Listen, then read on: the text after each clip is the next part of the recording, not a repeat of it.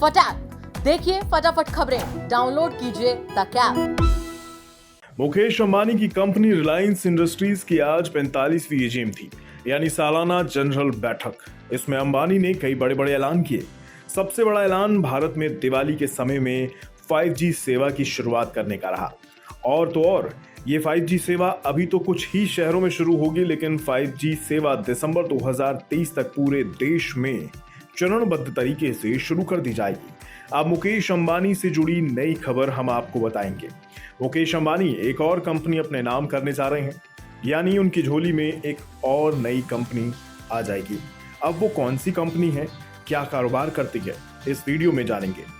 German company metro cash and carry Bharat में अपना कारोबार समेट रही है। इसके लिए मुकेश अंबानी की कंपनी रिलायंस रिटेल ने 5600 करोड़ रुपए की शुरुआती बोली लगाई है। ये 5600 करोड़ रुपए की बोली नॉन बाइंडिंग है। अब आपको नॉन बाइंडिंग बोली क्या होती है वो समझा देते हैं। ये एक गैर बाध्यकारी बोली होती है, यानी खरीदार किसी भी वस्तु को खरीदने में रुचि दिखाता है तो वो उसके लिए बोली लगाता है, लेकिन खरीदार और विक्रेता के बीच कोई औपचारिक अनुबंध या कॉन्ट्रैक्ट नहीं होता है। मेट्रो इंडिया ने अपने परफॉर्मेंस और ग्रोथ पर्सपेक्टिव के बारे में रिलायंस की सीनियर टीम के सामने प्रेजेंटेशन भी दिया है। ये प्रेजेंटेशन 2 हफ्ते पहले बेंगलुरु में दिया गया था।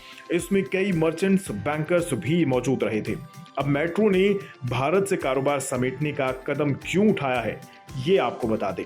मेट्रो इंडिया कंपनी ने 2003 में भारतीय बाजार में एंट्री की थी। मेट्रो शुरू में होलसेल बिजनेस से भारत में अपने बिजनेस की शुरुआत की थी। अब भारत में मेट्रो होलसेल ब्रांड के तहत 31 स्टोर चल रहे हैं, लेकिन मेट्रो इंडिया की पेरेंट जर्मन कंपनी मेट्रो एजी भारत में रेगुलेटरी माहौल और स्वदेशी वर्सेस विदेशी पर चल रही विवाद से खफा है।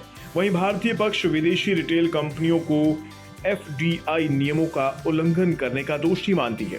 बता दें, आज मेट्रो कैश एंड कैरी के मर्चेंट बैंकर JP मॉर्गन और गोल्डमैन सैक्स ने कंपनी के कारोबार को $1 अरब की वैल्यू वाली कंपनी बताया। अब इतनी बड़ी कंपनी को खरीदने के लिए रिलायंस जी जान से लगी हुई है, क्योंकि रिलायंस की योजना भारत के रिटेल सेक्टर पर कब्जा करने की है। बता दें, रिलायंस रिटेल ने 2 लाख करोड़ रुपए का रिकॉर्ड टर्नओवर हासिल कर लिया है। अभी रिलायंस रिटेल एशिया में टॉप 10 रिटेलर्स की सूची में भी शामिल है। आने वाले समय में रिलायंस रिटेल से शॉपिंग की सेवा व्हाट्सएप के जरिए भी हो सकेगी। ग्राहकों की दिलचस्पी का अंदाजा आप इसी बात से लगा सकते हैं कि बीते 1 साल में रिलायंस रिटेल को हर दिन 2.5 गुना ज्यादा ऑर्डर मिल रहे हैं। ऐसे में रिटेल सेक्टर से जुड़ी हुई कंपनियों को अपने बेड़े में शामिल करने की रिलायंस रिटेल की योजना कितनी कारगर साबित होगी, ये तो आने वाला वक्त ही बताएगा।